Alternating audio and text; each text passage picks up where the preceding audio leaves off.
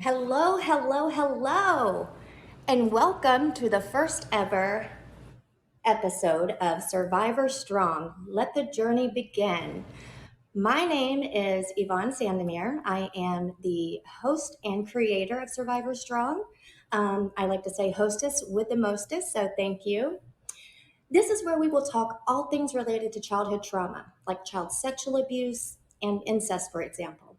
For far too long, survivors have been silenced and shackled by their abuse. I created this podcast to give the silenced a voice. I want to hear your story. I want to know where you are in your healing journey and where you may be struggling. The Survivor Strong community is here to provide support, advice, and encouragement. Sharing your story is hard. I totally get it. I had to contend with my own fears when I told my truth in my memoir, The Invisible Girl. I know I felt inundated with fears. What will people think of me? Will everyone believe me? I worried what my family would think, and the list goes on and on. But I'm quite certain I'm not the only one, and many survivors can relate to this. I know this isn't just my story. It's the story of more than 42 million adult survivors, and that's in the United States alone. Imagine what that number is worldwide. For far too long, we as a society have shied away from delving into the topic of child sexual abuse and trauma. And I believe it's due to the misconception that children are resilient and can bounce back from anything, or the younger the victim, the less likely they will even remember the abuse. Well, I'm here to tell you that this narrative needs to be shattered because it's simply not true. I remember being abused at 4 years old more often than I remember abuse that I endured later in life. Parents and caregivers need to understand that the long term effects of child sexual abuse is immense, and most survivors suffer negative after effects their entire lives. So that's why I'm here. I'm here to offer support, love, and advice to other survivors. I believe with the proper love, therapeutic support, and encouragement from your support system, that you can heal from the traumas placed upon you as a child. But before we can dive into healing, it's important the issue and how this type of abuse affects adult survivors. So let's talk about the issue itself for just a moment. 1 in 3 girls and 1 in 5 boys will be sexually abused before their 18th birthday. It's very important for everyone to understand that men who have survived child sexual abuse are affected just as much as women are. And it must be said that women are also abusers.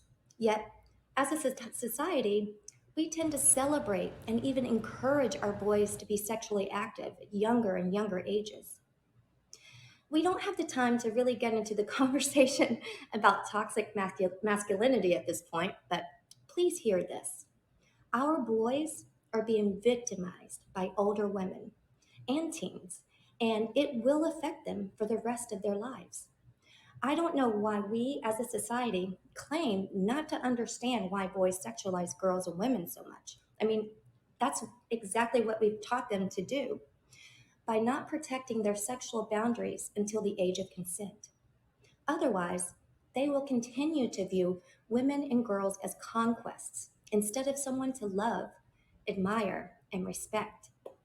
This may be hard for some of you to hear, but if you pat your son on the shoulder and congratulate him for losing his virginity before his 18th birthday, you are essentially celebrating their abuse. And I know you would never do that if you knew that it was abuse at the time. And that's why we have to talk about it, to make people aware. We will have plenty of opportunities to discuss this more, but to all the men out there, I really want to know something very personal, so forgive me, but what age did you lose your virginity? And how old was your partner? Was it with someone 4 or more years older than you? Did it feel like abuse at the time? I really want to hear your opinions on the matter. So, as a matter of fact, something great about Fireside is you can actually join the conversation live right now, and you can. Excuse me. Get back journey here. Begin. Now, see, this is the thing with live. Let me go back here. Now I have to find my spot again. So, hey, this is my first live. Yeah, welcome to the club of making mistakes and learning from them all. At least I try my best to learn from them, if anything else. So, I can tell you one thing: I will never make this mistake again. I'll tell you that. And I thought that I had this thing all figured out, as we typically do, right? So just bear with me for just a second here. I'm trying to figure out how I can fast forward a little bit here so I can get back to where I was.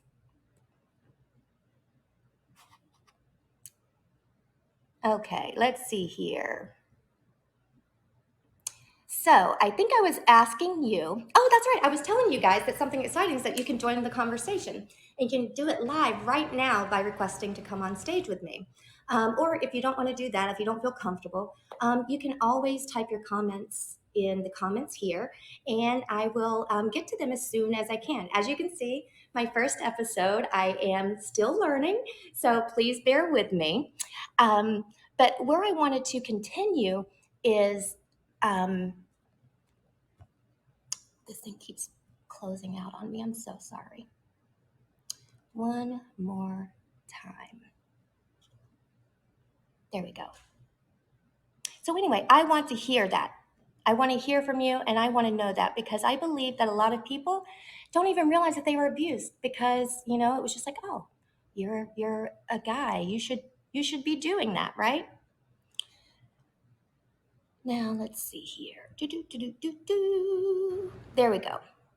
So I'm back on track now. The long-term effects of abuse for men and women are varied. They're complex and often devastating. You may be surprised to hear that the most common life events, like divorce, marriage, birth, or death even, are likely to trigger the return of symptoms for survivors. The most common symptoms are intense emotional reactions such as fear, shame, humiliation, guilt, or self-blame. These can lead to depression, anxiety, and symptoms of PTSD, such as intrusive or recurring thoughts of the abuse, as well as nightmares or flashbacks.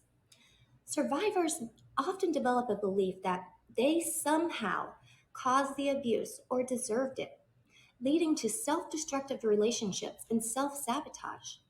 It may also surprise you to know that past trauma sits in our bodies, waiting to be released. And if we don't do that, it can manifest as chronic pain in the abdomen or pelvic pain. Unsealed trauma can cause the survivor to have a lower pain threshold, anxiety, depression, and self neglect. Eating disorders have also been attributed to childhood sexual abuse. Did you know that adult survivors are 4 or 5 more times likely to abuse alcohol and illicit drugs, and twice as likely to smoke tobacco, be physically inactive, and severely obese? Of course, this isn't the case for everyone. We all have our own journeys, right? Um, but the similarities just can't be ignored at the same time, including sexual effects such as disturbances of desire, arousal, and orgasm. We're learning that it could be a result from the association between sexual activity, violation, and pain as a child. In other words, performing a sexual activity in the present could make the survivor feel like they are in the past all over again. The body holds on to sensory memories, so any touch, taste, smell, or activity that occurred during the abuse can be triggered in the present. A new partner in the present may wear a perfume or cologne similar to the abuser, or touch them in a way that their abuser touched them. Due to the physiological cross wiring that goes on in children when they're abused, Many survivors misidentify their fear for excitement or that feeling that tells us we are excited and in love. We call it butterflies, right? Right? Well, I'm sorry to say, but those butterflies are actually red flags. Butterflies are actually a symptom of your anxiety disguised as butterflies. So, oh, I think my, did my, I think I just lost my, um, I think I lost my mic, but we're going to keep going because that's what we do here, and I don't know why. So that's okay. Going back to what I was saying. Thank you so much for being here with me. I am so happy that you're here. Thank you, thank you, and thank you. Okay, so getting back to what I was saying. So I'm sorry to tell you, actually, I don't even need these down that the microphone's not working, but those butterflies are actually your anxiety. Think about it for a moment. When you're feeling those butterflies and you're in that moment, what are you really craving from that person, right? You're craving their attention. You want to be with them, near them. You want to hug them. You want to touch them. We want to be around them all the time. Well, sadly, we are confusing our need to be loved. I want to say that again. We are confusing our need to be loved with being in love. Sadly, this is why many survivors are more likely to engage in high risk behaviors that place them at a greater risk for STDs, human trafficking, and continually violating their own sexual boundaries because that's the only thing that they know how to do, right? So I want you to think about that. And I want you to remember when you're feeling butterflies for someone that that's actually anxiety and red flags telling you that something may not be right.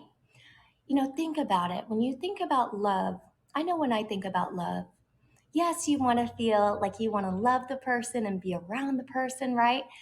But at the same time, isn't it just having a sense of calm, not needing to do anything, not having to hug them all the time or, tell them that you love them all the time because they already know, you already know. Not that you don't tell them that you love them every day or show affection every day, but, there's also something to be said about calm and peace and quiet. There's a lot of love there. So don't forget that when you're out there. So I think that I could dedicate an entire episode to this topic, actually, and I think I will eventually, but I really want to know, what are your thoughts?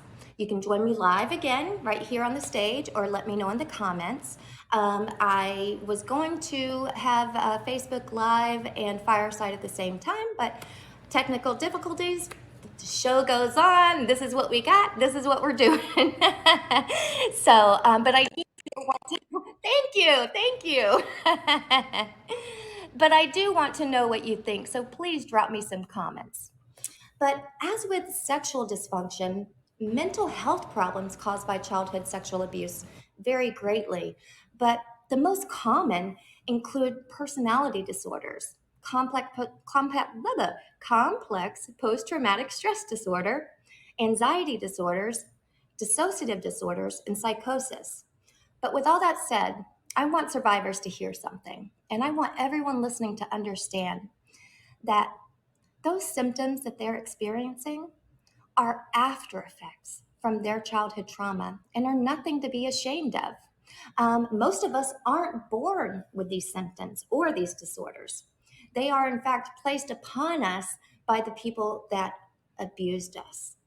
And even though it's not our fault and we are not to blame for what happened to us, we do have of responsibility and an obligation to start the healing process for ourselves. We have to learn to grow from those things and really start that healing journey. So, does this resonate with anybody? You know, again, I'd like to hear your comments. Send me a message, and it might be until after the show that I get to it, but I will get to it eventually. Don't you worry. Um, you know, as we know, each situation is unique and very complex, right? And this is why I advocate for therapy so much. For me personally, starting therapy is really what helped me change my life and really turn things around for myself. Um, I was no different than many other survivors. I thought the past is in the past and I had overcome it. I thought, out of sight, out of mind. But sadly, it's not that easy. I wish it was. With hindsight being 2020 as it is, I was full of hope when I left home at the age of 15. After surviving a dozen molestations, rapes, and trauma, I thought I could just put it all behind me and start a brand new life of my own. A life where I was finally in control. I thought I'd escaped for a while, and I did for a while. But as it does, the past does come back to haunt us. And it did so the older that I got. What I've learned about my suppressed memories and the emotions attached to it is that it will eventually surface. And when it does, it will feel like an eruption of pain, shame, anger, and many other emotions that will take time to process, sometimes even years, depending on the severity of the abuse. Remember what I said earlier about how common life events can trigger survivors? Well, that's exactly what happened to me. It was 2015, 1 month away from marrying the love of my life. And even though there was kind of a specific moment that was the proverbial straw that broke the camel's back, I realize now that many of my triggers, flashbacks, and repressed memories actually began surfacing years before I even met my husband. A lot of people don't realize how much their professional environment can stir up negative emotions from the past. I was one of those people until I really started unpacking everything in therapy. Prior to meeting my husband in 2010, I had a successful career in the hospitality industry. I absolutely love the company I worked for. I loved the atmosphere, the culture, the camaraderie amongst coworkers, and the pride we all felt when representing the company. The management team there was supportive, encouraging, and really inspired everyone who wanted to grow within the company to keep striving for that goal. And they gave you support to do so. Now, you're probably thinking, geez, Yvonne, that sounds like a great place to work. Now, how could that experience possibly be triggering? Well, let me tell you. It was a great place to work until 2012, when the company I loved so much decided to sell. The owners decided to sell. And the new management company that took over, when they came in, let me tell you, everything absolutely changed. The environment became unethical, became unprofessional, and unstable, even. The trusted management team eventually all transferred, to other properties. And some of my coworkers who had been with the company for 30 plus years were now being interviewed by 20 something managers with zero experience, all from outside the company, and then being denied well deserved promotions to management positions um, in favor of less qualified candidates. And when I tell you it was blatant favoritism, you just have to believe me when I say that. It just was. Certain people within the company would always get the awards, would always get the promotions, would always get the accolades, et cetera, et cetera, et cetera. You're getting my point, right? So, anyway, um, my drive, and at the time, I mean, I've always been a very ambitious person, but my drive and ambition was being taken advantage of. And that was something I didn't realize at the time. Um, I was assigned more duties and responsibilities, but repeatedly denied requests for fair pay. I learned that some people I considered to be great friends at the company turned their backs on me, and it had really only been a one sided friendship all along. That really hurt me because I thought that some of these people were true friends. They were invited to my wedding, et cetera, et cetera. But, it happens. When I wasn't at the office, I was at home and I was so depressed that I started drinking a bottle of wine a night. I was being attacked by past hurt, but I didn't realize it at the time. I started having vivid nightmares every single night, just anxiety on a daily basis. But again, I confused that anxiety for stress. Oh, it's just stress. Work's stressful, right? Well, yeah. So um, I started having vivid nightmares, like I said, and anxiety, and I was losing my temper too, which was very unlike me. Um, this is me most of the time. I'm a happy person. I'm smiling. I'm jolly. I'm always positive.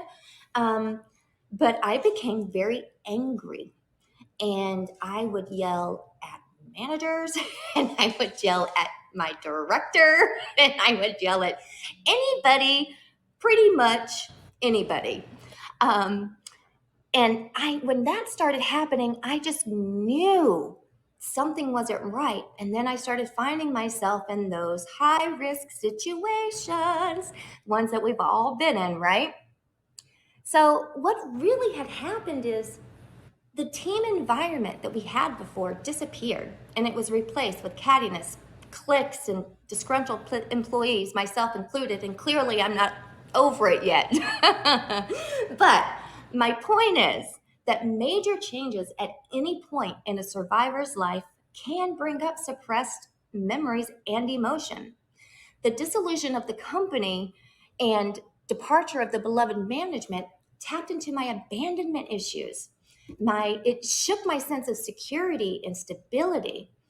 And I kept stuffing it down. And I did so for 3 more years before the well filled with my past emotion just broke wide open. And it really forced me to confront my past and ultimately begin my healing journey in 2015. At some point, we all have to face what we've really been trying to avoid because if we don't, it will show itself as a form of substance abuse, risky behaviors, anger outbursts, self harm, and just repeated cycles that have held you back your entire life. The fact of the matter is, we can heal, it is possible. And something that reminded me of that recently is I recently watched an incredibly moving documentary called Rewind, and I wonder if any of you have heard of it. It basically tells the story of the director Sasha Joseph Newlinger and his life fraught by sexual abuse at the hands of 3 different family members. As the story progresses, we learn that the abuse actually didn't begin with him. His own father had been victimized by one of the son's perpetrators, his own brother, when he was a child. Then we learned that 2 of his abusers were also abused as children. I believe one of his perpetrators was one of his abuser's sons, but I could be wrong about that. I have to, I want to make sure it's correct, but I believe it was one of his abuser's son who'd been abused by his own father. It's a little bit confusing, so bear with me, who had been abused by his own father. So to simplify a little, he had 3 abusers, 2 uncles and 1 cousin, who was one of the abusers. The cousin was actually the son of one of his other abusers. The abuser without a son is the brother that abused Sasha Joseph's dad when he was a kid. And if you're seeing this, Sasha, please let me know if I've mischaracterized anything, because I certainly don't want to do that.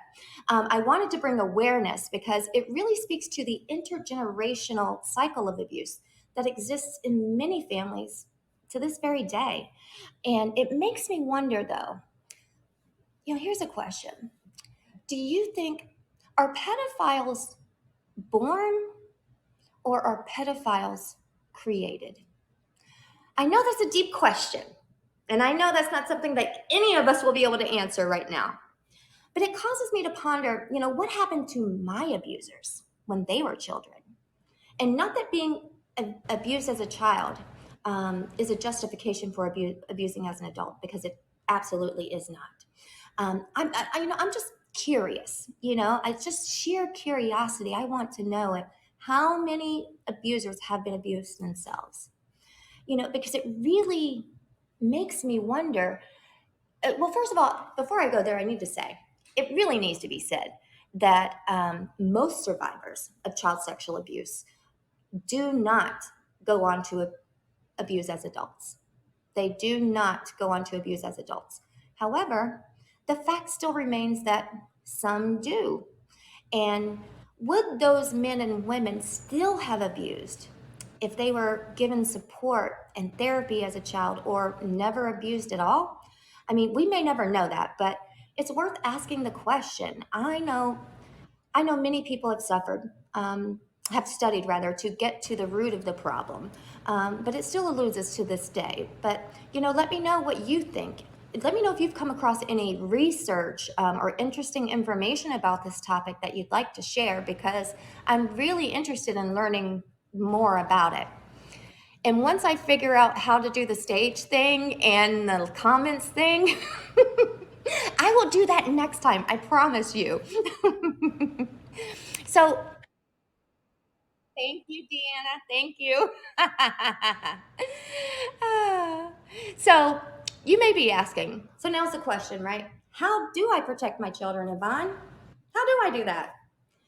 And I have to tell you that it really starts young, and it starts within the home, and it begins with allowing your child to honor their own boundaries when it comes to extended family members and friends. My first tip is to absolutely never force your child to show affection to anyone. And I say especially family members, not because, all family members are going to abuse the child if they show affection, but just so the child knows that no matter who the person is, that they own their body, and it is up to them who they get close to. you know I have to say, I feel like, you know we have to accept that our kids aren't going to just run in and hug everybody that we might want them to. um, And we just have to stop guilting our children into hugging people for our own selfish reasons. So, that person doesn't think, oh, their kid's rude, they're whatever they might think, because who cares, right? It's your child, and, it's their body. They decide who to come close to. But I know for me, I grew up in the deep South, where it was considered rude if I didn't hug family members when I came in the door. And this immediately teaches children that they must show affection, or else they're being rude. This makes our children incredibly vulnerable, especially to family members and friends. Because remember, 90% of children that are victimized, they're victimized by someone they know, love, and trust. And this is why we have to start respecting our children's boundaries with family and friends.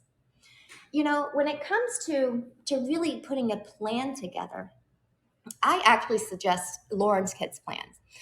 Lauren's Kid is an organization founded by Lauren Book, who is a survivor, and their mission is to bring awareness and prevention to our children.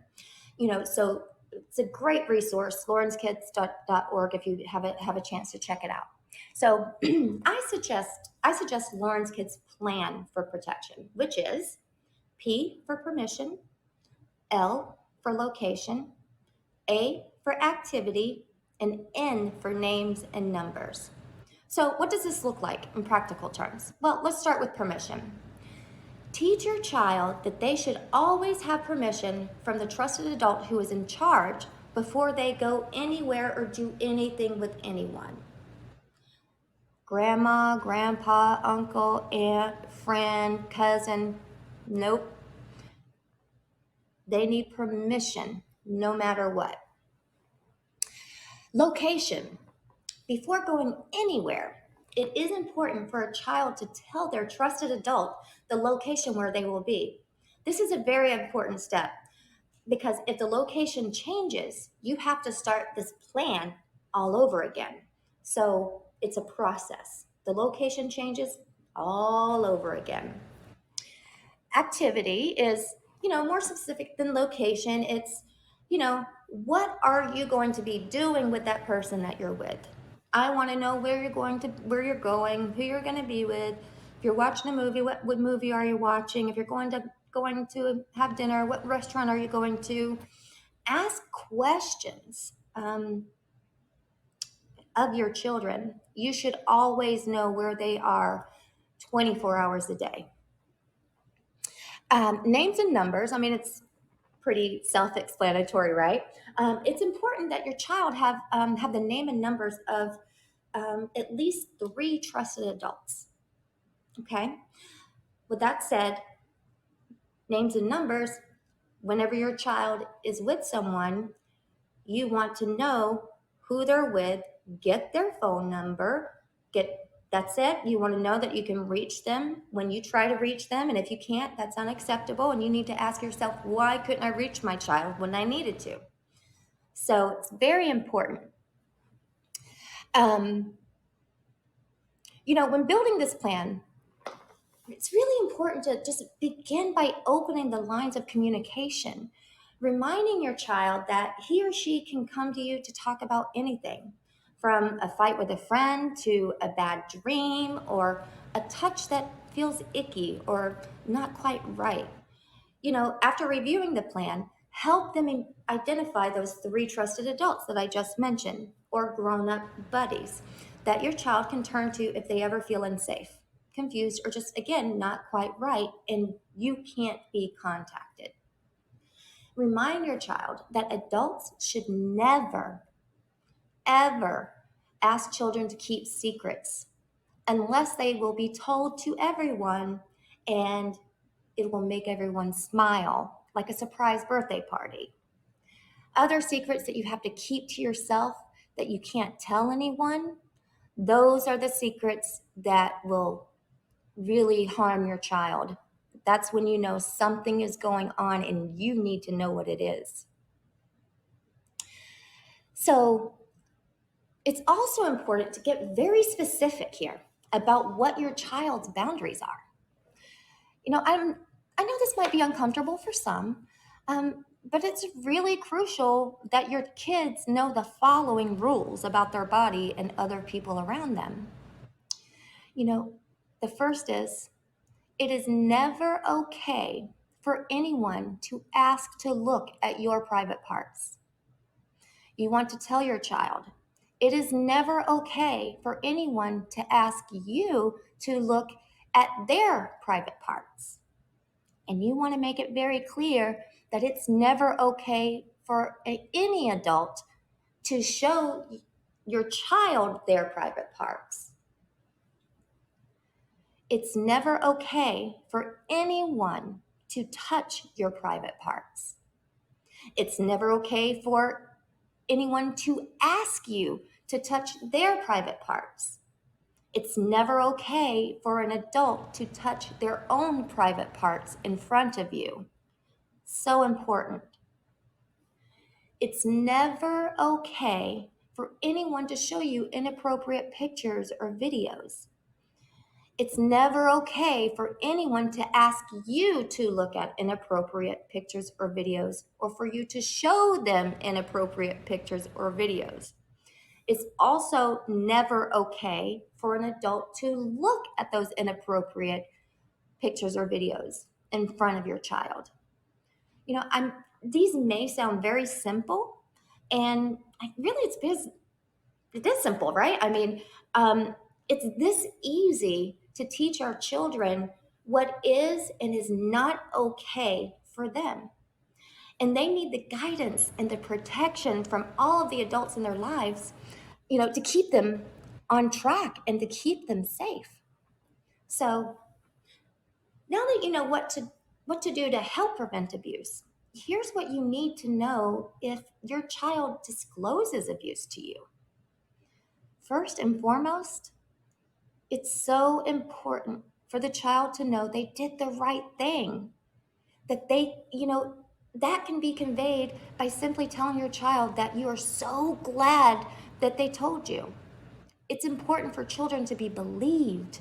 Tell them you believe them and remind them how courageous they are for coming forward. It's one of the most difficult things for a survivor to do. And so acknowledging that courage will say so much to your child and will really help them in their own journey. Um, it's important for children to be believed. Tell them you believe them. Tell them you believe them. You have to do that.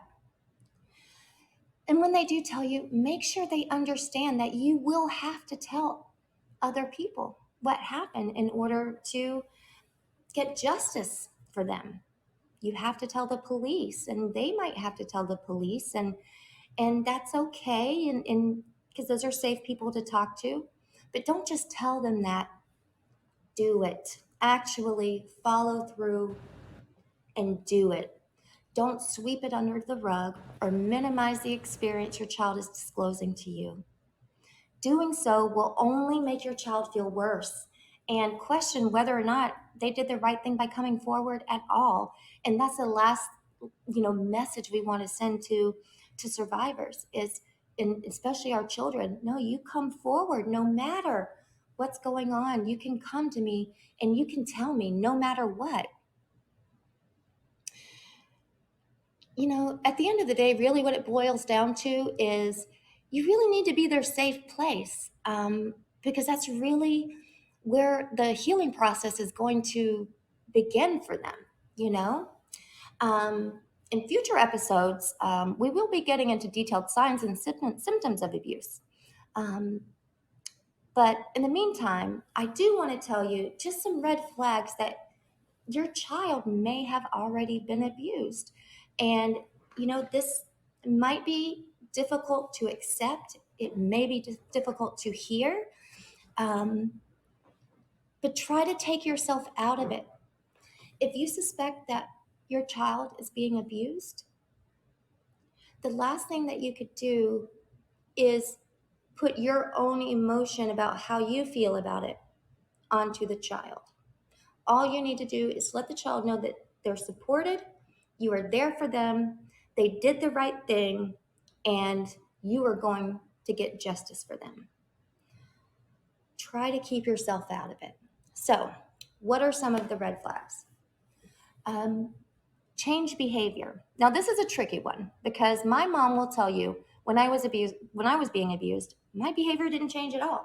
I was always the happy-go-lucky girl, but that was just a mask. I mean, this is who I really am. Da, da, da. But when I was being abused as a kid, you think I was singing around the house or, dancing and da da da da da? No.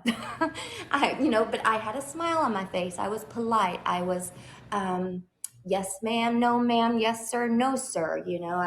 I was a good kid. But something to think about.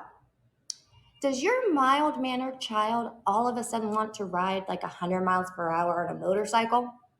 Or other aggressive behaviors such as, acting out angry or, in violence? Um, Regression is a sign. Has your child regressed to thumb sucking or bedwetting? This is a major sign that really needs to be investigated. And for boys, as a particular sign for boys is if they complain about hurting when riding a bicycle or doing any things of that nature. Self-harm. Has your child started cutting or pulling their hair out? Has your child expressed suicidal ideations? Many parents assume that children self-harm just for the attention. And I have a newsflash for you. You are absolutely correct. They do hurt themselves as a cry for help. They do need your attention in that moment. They do need you to do something to help them. They are trying to tell you they are hurting. And the last thing that you can say is, oh, you just want attention. What's wrong with that? What's wrong for wanting attention when you're hurting? What's wrong for wanting attention from your parents because you had a bad day, or you had nightmares? So what, right? That's just something that I just really can't stress enough. If your child is self-harming, they're trying to tell you something. Do not ignore them. Do not minimize it. And another thing, now this is going to be, it's easier said than done. I'll admit that ahead of time. Don't make your child feel bad for it. Do not make your child feel bad for cutting themselves or hurting themselves, because don't you think they already feel bad enough? I would think so. If your child is cutting, you want to show compassion. You want to make sure you're there to clean the wounds, not look at you, did again, or whatever it is that you may have, how you may have reacted in the past. Be kind, be compassionate, be concerned. Be concerned, please. Another thing is self-medicating. Has your child started doing drugs or drinking alcohol out of the blue, or smoking cigarettes for that matter? This is really their attempt to numb the pain. And, they're not bad people. They're hurting people that need our help. They just need our love, our support, and our encouragement. And that's really all they need to help them heal and deal with these past traumas that have haunted them their entire lives. Depression and anxiety. Is your child showing you symptoms and signs of depression or anxiety? Have they lost interest in things they once enjoyed? Or are they overreacting to seemingly small situations? It could seem like a very small thing, but it's a really big thing to them. Sexualized behavior. Now, I'm going to be very careful when talking about this, and I am going to be very clear in specifying that there's very normal sexualized behavior that children do display, just as natural curiosity of being kids. But there is a distinct difference, which I'll get into in a moment. But sexualized behavior, is your child displaying inappropriate behavior? Are they rubbing their bodies against other people? Do they try to put their tongue in the mouth of someone that they're kissing? Do they touch or look at adult genitals, or make crude mimics of movements associated with sexual acts? And actually, with that particular symptom or behavior, I should say, it's very evident in the documentary that I mentioned before, Rewind. That was something that was so amazing about it, is that it really, in this documentary, as a survivor, I could see the grooming behaviors as it was happening in these home videos that he was sharing with us in his documentary. You could see the grooming behavior as a survivor, and he was so brave to share, his experience and these home videos of him mimicking sexual acts, and at the time when the video was taken and the child was doing that, the mom was like, oh, stop doing that. That's disgusting. You stop doing that. And the entire time, as soon as I saw that, I was like, no, don't say that. He's trying to tell you something. He's trying to tell you something. This is how I am. I'm very animated, and I do literally speak to the TV sometimes like that. But, that's just a very good example of everything that I'm talking about as far as sexualized behavior and the, grooming and signs and symptoms. But like I said, it's important to know that some sexualized behavior in children is normal, and so think about this. So, kids, it's normal for kids to touch or masturbate in their genitals in public places and private places. That's very normal. Young children who may lay in front of the TV with their hand in their underwear, they're just exploring. They're just learning their bodies. They're like, oh, okay, this is me. This is my body. I have the right to touch. If anything, if anybody has the right to touch their body, it's them, right? So don't ever tell your child, stop doing that. Stop doing that. What are you doing? No, if you make a big deal out of it, it will become a much bigger deal. Trust me when I tell you that. So, but it's normal for kids if they're with their parents, and they happen to walk in on dad, while he's changing or getting out of the shower. It's normal for them to go up and look like, oh, what's that? Or even want to touch me. Oh, let's see what this is. This is different than what I have. Or it's a natural curiosity.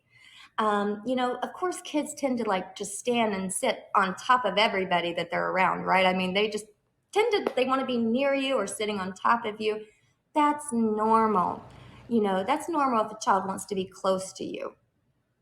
And like I mentioned before, do not freak out if you're getting dressed or your spouse is getting dressed and you notice your child looking in and watching you and looking at your body. Trust me when I tell you, they are just looking at their parents and learning who they are, and it's going to help them figure out who they are. And and okay, so mommy has breasts, daddy doesn't. It's very important that kids understand the difference. And just these behaviors in general are very few, and you can distract them from the behavior, right? If you say you can't, look at that, then, oh, okay, and then they'll go play with their toys or whatever, and you never have to tell them again, right? That's very normal. But it's when it's prolonged, when it seems to be a habit or an obsession, then, I would really be concerned. I mean, like I said, children are naturally curious, but it will be fleeting, and it's not going to be repeated behavior that they do. And as there are red flags that abuse has occurred, defendinnocence.org confirms, as we already knew, that there are also red flags that an adult is grooming your child for abuse. Now, this is something that I am most definitely going to spend a lot of time talking about in future episodes, because this is the way that we are going to be able to test, I guess you can say, the people around us, and to see, does anybody fit into any of these categories? And if they do, you need to look into it and say, okay, do they fit into this category because they're a danger to children, or do they fit into this category because that's just who they are? And there's no malice or ill intent towards it at all. But let's start. And this, please, write it down if you have to. Write it down. The first thing that a perpetrator will try to do is form a relationship with your child. Ask yourself, does anyone in your circle surround themselves more with children than they do adults? Do they tend to just befriend young kids and teens and want to spend more time with them than they do adults? Now, this could be shared interests such as sports, music, video games, whatever it may be. It gives the perpetrator a reason for wanting to spend time with your child. But beware, because they gain this access to your child by earning your trust first. That's right. The people that are abusing your children are people that you trust most of the time. So, um, it is very important that if you give anyone access to your child, you know exactly what's going on and you know that person, and you trust them, and there's no question about it. Because what happens is they gain this access to your kids, and then they start manipulating. They start manipulating them, manipulating the parents to believe that, oh, I'm just looking out for your kid. We just like the same thing. I'm a nice person, right? I'm giving you a break from that for a little bit. Let me take it off your hands a little bit. No. Um, you know, they really are just trying to create a special bond with your child, and that's dangerous. It's not natural for an unrelated adult to form a strong bond with your child. you know this is their way of putting a wedge between the parents and the child, so they can convince their victim that they get them, or they understand what they've been through because they've been through the same things. Sometimes convincing their victims that they, the perpetrator, know them, the victim, better than even their own parents. And that adult may then become your child's confidant, and that's how the perpetrator gains control of the victim and can begin to manipulate them. Um, I want you to be on alert for anyone who jumps at the opportunity to always be alone with children. This could be taking them to a concert, camping trip, a sleepover to play video games. They may also just jump at the opportunity to babysit the kids all the time. If an unrelated adult, and really we have to say it's really not unrelated because we know that, incest does exist, but in general, um, no unrelated adult should have, should be a confidant to your child or have a special bond with your child. It just shouldn't happen. The thing is, what you don't understand, if an unrelated adult ever wants to be alone with your child, it is an immediate red flag and should not be allowed. And the reason I say that is because the moment the perpetrator gets their victim alone, it is almost guaranteed that the child is going to be victimized if that is the adult's intent. If they are alone with the perpetrator, it is almost guaranteed to happen. So we have to be very mindful about who we, leave our children with. Of course, there's so many more that I could get into, so much more that I could say. Honestly, there's so many different things that I want to get into, and I just realized I have 5 minutes left here, and I don't want to go over my time. And I don't even know if that's a thing, but maybe I will go over my time because why not, right? Um, I really want to hear from lawyers, social workers, therapists, or anyone who specializes in childhood trauma, really. You may be surprised how many of these professionals are actually survivors themselves. And, this really speaks to the fact that no child is immune from the risk of being abused. Really, no child. But really also it speaks to the fact that we can heal. to become happy, healthy, and, productive adults, right? I mean, sexual abuse and incest exists at every single socioeconomic level within every religion. It's a part of every ethnicity and culture, and exists at every educational level. Now, never assume that your child is safe just because you live in an affluent area, or you attend church regularly, or are protected by any religious beliefs. It's time to really bust the myth that this type of abuse only occurs in impoverished homes or in bad neighborhoods, because it isn't true. And remember again that 90% of survivors knew or know, love, and trust their abuser. So, stranger danger, as much of a risk as it is, happens much less. The people abusing our children aren't strangers in dark alleyways. They're our coaches, church members, family friends, and family members alike. I know that's shocking, right? But I know it was for me anyway, because for me, I was abused by family members, friends, and strangers alike. So I didn't know who to trust when I was a kid. Um, I began trusting everyone until they gave me a reason not to. Um, and this didn't happen by accident. It was really ingrained in me as a child. A distorted belief that my parents, unfortunately, planted into my psyche from a very young age. Their behavior in reaction to the bad things that happened to me taught me that abusers deserved a chance to redeem themselves. This was modeled to me when they minimized my abuse and even stayed friends with my abusers.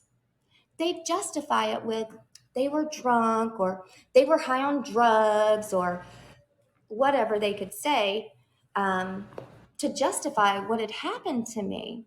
But that's never, ever a justification for abuse. I mean, there are people that get drunk or high on drugs and they don't abuse children. So it's just never a justification. My parents allowed a hitchhiker to live with us and trusted unknown neighbors to babysit because they were quote unquote Christian or seemed really nice. My parents judged the surface of a person instead of the safety and morale of the person, if that makes sense. My parents befriended and trusted strangers only to later learn that they were thieves, drug addicts, rapists, etc. But the problem is, my parents didn't distance themselves from those people when their truth was revealed. Instead, they justified it, minimized it, and kept them around. They valued whatever monetary or other benefit they could get from that person over the safety of their family. And really, that's the cycle I am determined to break. I was determined to break for my own family. And I'm so proud to say that I have accomplished that goal of breaking that cycle. And that's what I really want to encourage you to do. It's never too late to begin your healing journey and seize those cycles that your parents couldn't break for you. Are you one of those cycle breakers? Do you want to be? Let me know. In the comments, I want to know all about you. I want to know everything I want to know your story, your healing journey. And since I wasn't able to work out the stage and the comments and all of that this first time around, I've decided just now here that I'm going to have something that, let's see, what can we call it? Something where I'll respond to questions that I miss after the show. I get it. I'm going to call it post show posts. How about that? Or PSP. I'll dedicate like 30 minutes after the show to interact with your comments and questions, since obviously I'm going to miss them right now, and I apologize for that. Um, but it's also a great place to offer any topic suggestions or ideas for any show that you want to hear. We are all a community here, and so I want to hear your voice. I want to discuss topics important to you and your healing journey. Every survivor's story is important. Every survivor's story deserves to be told. And here you will have that voice. If you want to share your story, you can simply contact me through my website at www.theinvisiblegirlmemoir.com. Again, that's www.theinvisiblegirlmemoir.com. I look forward to hearing from you and really would be honored to have you as a guest. It doesn't matter what your background is, doesn't matter where you are in your journey or how insignificant you think your story is. The more insignificant you think your story is, the more I want to talk to you and learn about your story. So don't hold back. And, it doesn't matter if you were violated once or 100 times, your story matters. You matter and you deserve to heal. So, how do we heal? Well, how do we even begin the process? Really, it starts by acknowledging our pain and convincing ourselves that we deserve to heal.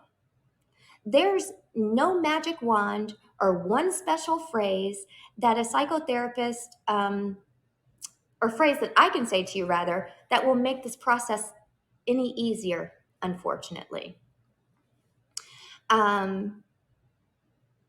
But the transformation that you will have and experience will be worth all the pain. I promise you.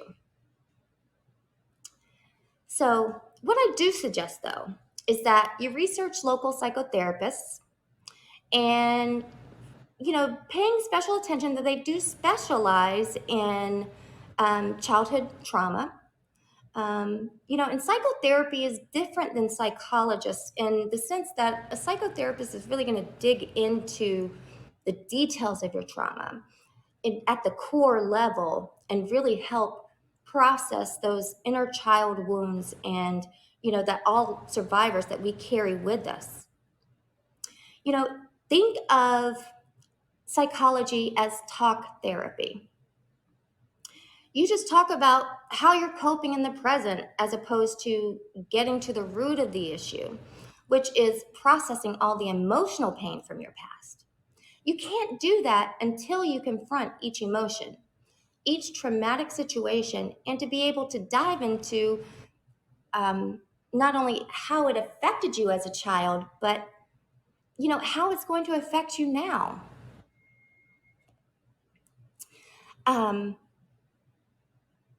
So it's really important, and really not only how it affected you as a child, but how it is now sabotaging you as an adult. And that really is the priceless gift of psychotherapy. And what I love about psychotherapy is that it's not all just doom and gloom. It's really not. I know that's surprising. I mean, I've had the best laughs in therapy and the greatest insights into myself. And, it's a safe space for me to express righteous anger from my past without having to confront the person that hurt me so deeply. I've learned that there is liberation in expressing those emotions in that safe and accepting environment without the backlash that most survivors fear for expressing their true feelings, right? So you may be thinking, great pep talk, Yvonne, but what can I do now to cope with overwhelming emotions and flooding from the past? Well, I'm happy to say there are lots of things that you can do from right where you're sitting, actually. If you feel yourself dissociating, which we will get into in great detail in a future episode, but is basically spacing out to avoid present emotions, or if you're having a panic attack, to ground yourself or electrically reconnect you to the earth, as they say, take your shoes off and literally feel the ground beneath your feet. Then open your eyes and name 5 things you can see, 4 things you can physically feel, 3 things you can hear, 2 things that you can smell, and 1 thing that you can taste. Do you get that? And 1 thing that you can taste. According to the Mayo Clinic, this exercise helps you shift your focus to your surrounding in the present moment and away from whatever it is that's causing you to feel anxious. it can also, I mean, it can really interrupt unhealthy thought patterns and, stopping and really grounding yourself. There's also a breathing technique that I use that is very helpful for me. It's basically where you breathe in for 6 seconds, hold it for two, and then you release it slowly for 6 seconds. I know that there are kind of different variations. I've heard of a 4 second, a 6 second, a 5 second. So you do whatever you're most comfortable with, whatever works for you. Um, but do it as many times as you need to feel better. And if you have any other breathing techniques that you want to share, please feel free, because as a community, we'll take all of the resources, all of the help that we can get. Any ideas, any suggestions you have, definitely send them my way. So other things that I've utilized: journaling, and I love to sing if you haven't noticed already. Dancing, I dance too. Exercising, painting, see them behind me, and gardening in my most anxious times, really. Any safe activity that calms your nerves, like knitting, praying, meditating, or whatever it is that works for you, is exactly what you should be doing. So tell me what activities you find helpful, and I'll be happy to share them with the rest of the community.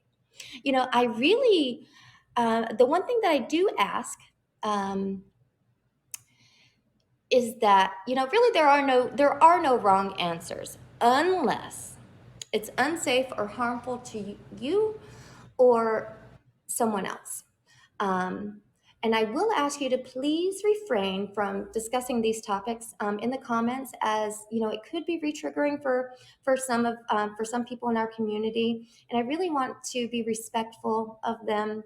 I want to build an environment of inclusivity, support, and encouragement.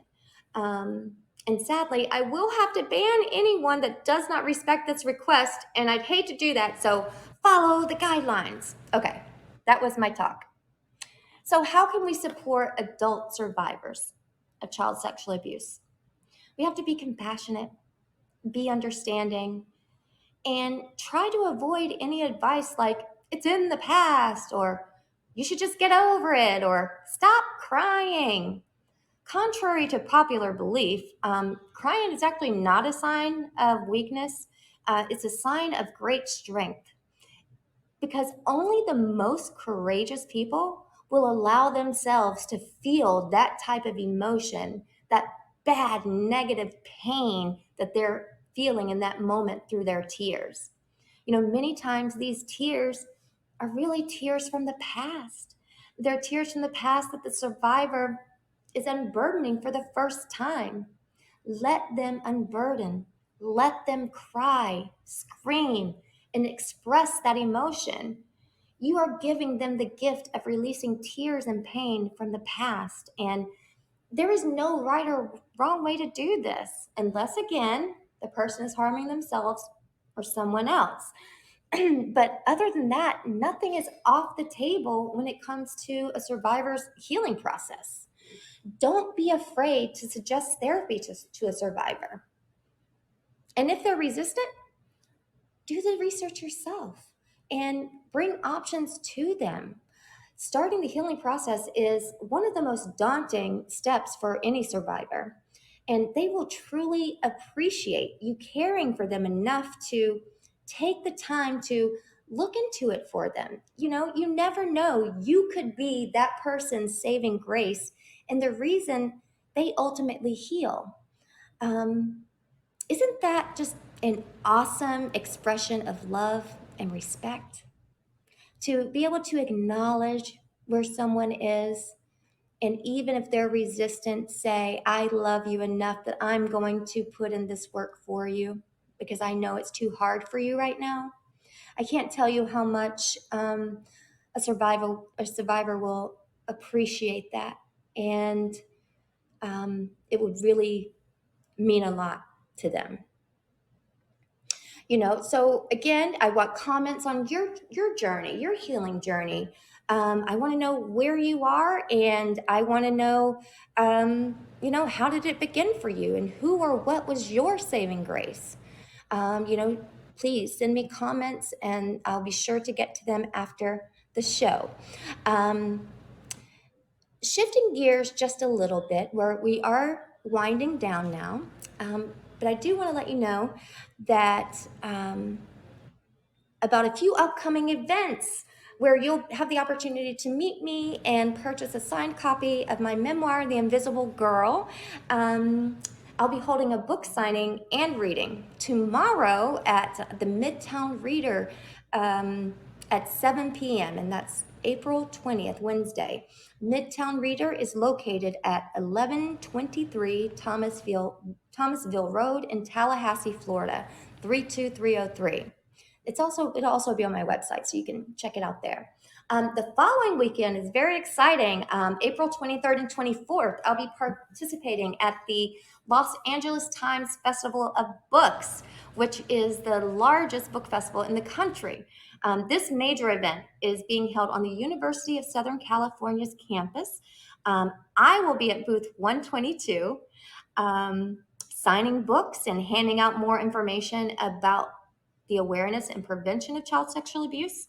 And from California, I'll be making stops in Nevada, Utah, Kansas, Oklahoma, Mississippi, Georgia, and Alabama. So stay tuned for more information about those events in future episodes and my website.